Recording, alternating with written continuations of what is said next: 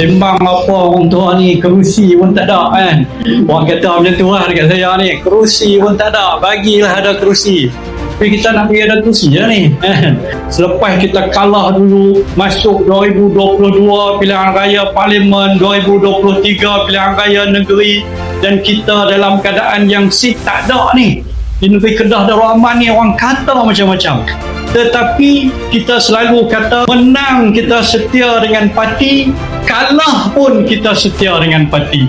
Inilah kita yang berada dalam dewan ini pada petang ini yang tak kira secara peribadi kita nak kepada sesuatu. Dah, kita berada di sini atas nama parti kita, atas nama parti yang kita junjung, parti yang kita bawa, parti yang kita sedia maklum bahawa yang membawa kita tak lain dan tak bukan ialah parti UMNO ini. Dan kita ni lah yang berjuang di mana-mana cawangan, dan orang kata macam-macam, kalah di mana-mana. Hari ini tinggal 26 kerusi UMNO, 30 kerusi Barisan Nasional, tapi yang sikit ni lah yang orang cari sampai kepada hari ini.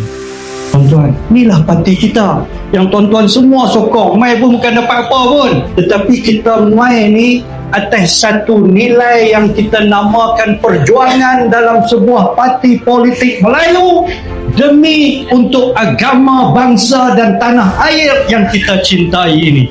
Inilah nilai pengorbanan yang kita buat. Mai ni sebab atas nilai perjuangan kita bersama-sama, kita ambil daripada orang tua-tua dulu, mai dekat kita galah tanggungjawab ini untuk kita nak bina negara kita. Walaupun kita tak ada kerusi, tetapi kita tak kalah semuanya.